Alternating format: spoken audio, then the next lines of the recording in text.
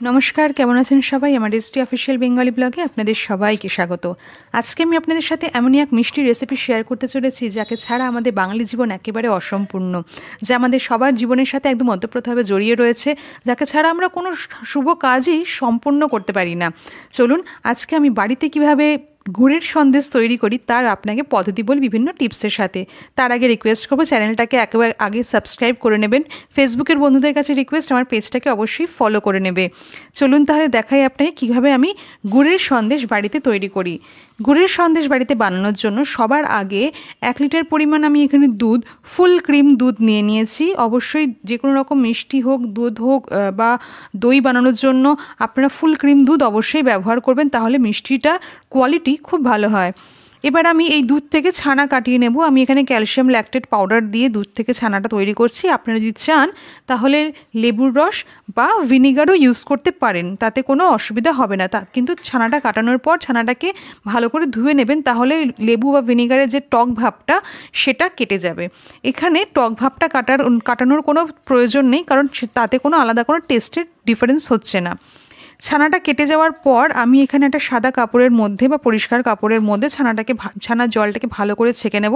ছানার জলটা কিন্তু ফেলে দেবেন না, ওটা দিয়ে আপনি ডাল বা অন্য কোনো তরকারিতে ইউজ করে ফেলবেন, সেটাতে ভীষণ নিউট্রিয়েন্টস রয়েছে।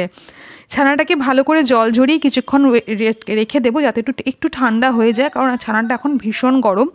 ছানার জলটা স্ট্রেন হয়ে যাওয়ার পরে বা ছেঁকে নেওয়ার পরে ছানাটাকে আমি এখানে বের করে নেব, এবং ছানাটা এখন একদম রেডি আমার সন্দেশ তৈরি করার জন্য। আমি এখানে ছানাটা বের করে নিচ্ছি, খুব সাবধানে ছানাটা বের করবেন। এখানে দেখুন আমার পনিরও কিন্তু একবারে রেডি, আমি এরকমভাবেই করে থাকি। এইভাবে আপনি সেম পদ্ধতিতে পনিরও বানাতে পারবেন। আমি এখানে ছানাটাকে একটু আলতো হাতে মেখে নেব। একটু সাবধান থাকবেন, ছানাটা কিন্তু ভেতরে এখন বেশ ভালো মতো গরম রয়েছে। হাতে ছ্যাঁকা খাওয়ার কিন্তু সাবধানতা অবশ্যই অবলম্বন করবেন, কারণ আমি নিজে ভুক্তভোগী, তো তাই আমি সবাইকে সাবধান করে দিচ্ছি। আমিও নিজে এরকমের প্রচুর ছ্যাঁকা খেয়েছি, তাই জন্য আপনাদেরকেও সাবধান করে দিলাম। খুব ভালো করে এখানে ছানাটাকে হাত দিয়ে আগে মথে নিতে হবে বা মেখে নিতে হবে।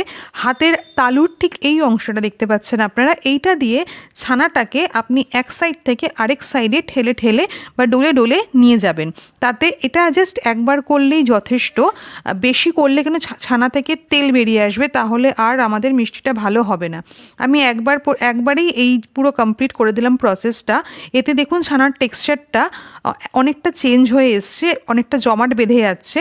খুব বেশি আমরা মাখামাখি বা ডলাডলি এখানে করব না, জাস্ট একটু দলা হয়ে আসছে বা মণ্ড তৈরি হয়ে যাচ্ছে, এরকম টেক্সচার থাকলেই যথেষ্ট। তো এটা করার পর আমি ছানাটাকে দুটো ভাগে ভাগ করে নেব। একটা ভাগ আমি তুলে রাখবো আর একটা ভাগ এই থালাতেই থাকবে।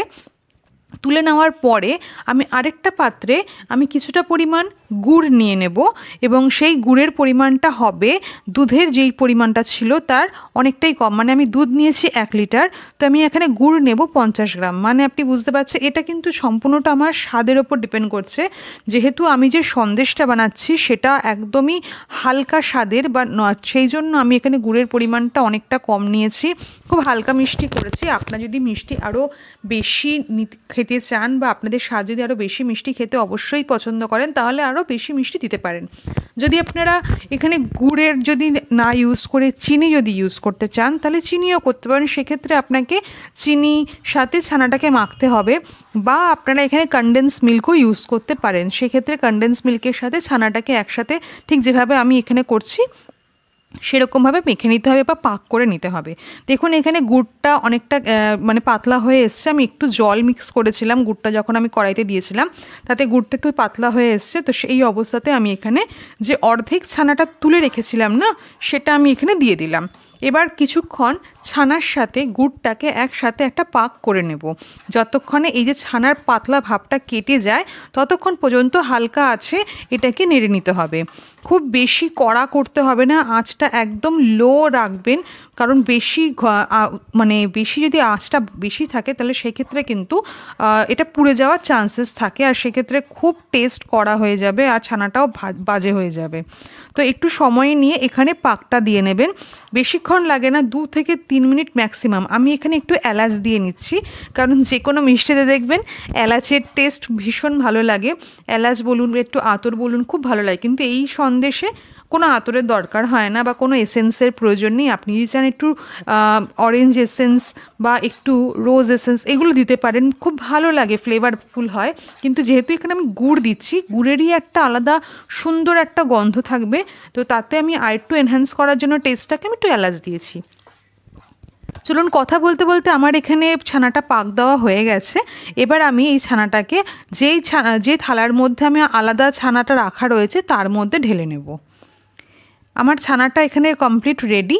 এবার আমি এখানে যে থালার মধ্যে রাখা ছিল ছানাটা তার মধ্যে ঢেলে নেব। দেখুন কি সুন্দর কালারটা এসছে, একদম দোকানের কালারের মতো। আপনি যে কোনো মিষ্টির দোকানের সাইড দিয়ে গেলে একটা খুব সুন্দর ছানার গন্ধ বেরোয় না, মিষ্টির গন্ধ, এখন আমার রান্নাঘরে এক্স্যাক্ট সেরকমই গন্ধ বেরোচ্ছে, অপূর্ব সুন্দর গন্ধ। রান্নাটা যখন করা হয় না তখন মানে আমাদের পঞ্চেন্দ্রিয় পুরো সজাগ হয়ে থাকে, সেটা আমি এখন খুব ভালো মতো রিয়েলাইজ করছি। আরেকটা আপনাকে আমি টিপস দিয়ে দিই এখানে, যখন আপনি এই যে গুড়ের পাক করা ছানাটাকে এর সাথে মিক্স করছেন না, একদমই হাত ব্যবহার করার চেষ্টাও করবেন না, ভাববেনও না, কারণ এখানে ভীষণ পরিমাণে গরম অবস্থায় থাকে সেটা, আর এই গরম অবস্থাতেই ছানাটাকে মিক্স করতে হবে। আমি নিজে হাতে ছ্যাঁকা খেয়েছি ভুক্তভোগী, তাই জন্য আপনাদেরকে বললাম। তো সুতরাং আপনারা এখানে চামচের সাথে কিছুক্ষণ ছানাটাকে মিক্স করবেন। দু রকম যে ছানা রয়েছে, একটা সাদা ছানা ছিল আর একটা পাক করা ছানা। এবার হাত দিয়ে কিছুক্ষণ পরে দেখবেন ছানাটা যখন ঠান্ডা হয়ে যাবে তখন আপনি হাত দিয়ে আস্তে আস্তে সেই ছানাটাকে মেখে নেবেন। আর এখন বেশি মাখার দরকার নেই, অলরেডি ছানাটা পাক ভালো হয়েই রয়েছে। এবার জাস্ট একটা মণ্ড তৈরি হয়ে যাবে, ওই মণ্ডটা তুলে নিয়ে আপনি আলাদা করে এবার সন্দেশ বানানোর জন্য একদম রেডি করে নিয়েছেন। আমার কিন্তু সন্দেশ বানানোর জন্য ছানা একদম রেডি। এবার আপনি আপনার মন পছন্দ শেপ দিয়ে ছানা তৈরি করতে পারেন। যারা এখনও আমার ভিডিওগুলো দেখছেন কিন্তু চ্যানেল সাবস্ক্রাইব করেননি, তাকে রিকোয়েস্ট করব প্লিজ আমার চ্যানেলটা সাবস্ক্রাইব করে নেবেন। এবং যাদের ভালো লাগছে ভিডিওটা অবশ্যই কমেন্ট করুন, অনেকে কমেন্ট করছেন, আমার ভালো লাগছে এবং উৎসাহও পাচ্ছি অনেক বেশি। আরও কমেন্ট করুন, চ্যানেল ভালো লাগলে ভিডিওগুলো শেয়ার করুন এবং সাজেশন দিন। যদি আমার কোনো ভুল হয়ে থাকে সেটাও আমাকে জানাবেন, আমি নিশ্চয়ই সেটাকে শোধরানোর চেষ্টা করব। আর ফেসবুকের বন্ধুদের কাছে রিকোয়েস্ট, আমার পেজ এসডি অফিসিয়ালটাকে অবশ্যই ফলো করে নাও, যাতে আমি আরও ভালো মতো ভিডিও এখানে শেয়ার করতে পারি। তো দেখুন আমি এখানে সুন্দর করে একটা সন্দেশের শেপ দিয়ে নিচ্ছি। সন্দেশের সাঁচের আমার কাছে কোনো ব্যবস্থা নেই, তাই জন্য আমি একদম নর্মাল বেসিক এরকম গোল্লা পাকিয়ে নিয়েছি, একটা সুন্দর একটা মাঝখানে গর্ত করে দিয়েছি, বেসিক শেপ যেটাকে বলা হয়। আপনারা যদি চান তো যে কোনো রকম বরফির শেপ হোক বা কালাকাঁদের যে শেপগুলো হয় সেরকম করে করতে পারেন। আমার এটা ভালো লাগছে, ইচ্ছে হলো, তাই আমি এই শেপটা দিয়ে নিলাম। আমার একে একে সন্দেশ সবকটা বানানো, মিথ্যে কথা বলবো না, দু একটা মাঝখানে করতে করতে খেয়েও নিয়েছি, কারণ আমি ভীষণ বড় পরিমাণের মিষ্টির প্রেমী আর কি বলতে পারেন। তো আমার মিষ্টিটা এতটাই লোভনীয় হয়েছে দেখে এবং এতটাই সুন্দর টেস্ট, আমি আপনাকে বলে বোঝাতে পারবো না। আপনারা অবশ্যই বাড়িতে বানান, কেমন লাগলো আমাকে বলুন এবং অবশ্যই কমেন্ট বক্সে জানাবেন। আর কি কি মিষ্টির রেসিপি আপনি দেখতে চাইছেন সেটাও আমাকে অবশ্যই লিখে পাঠাবেন, আমি নিশ্চয়ই আপনাদের সাথে শেয়ার করার চেষ্টা করব। দেখুন কি সুন্দর নরম হয়েছে আমার এই সন্দেশটা।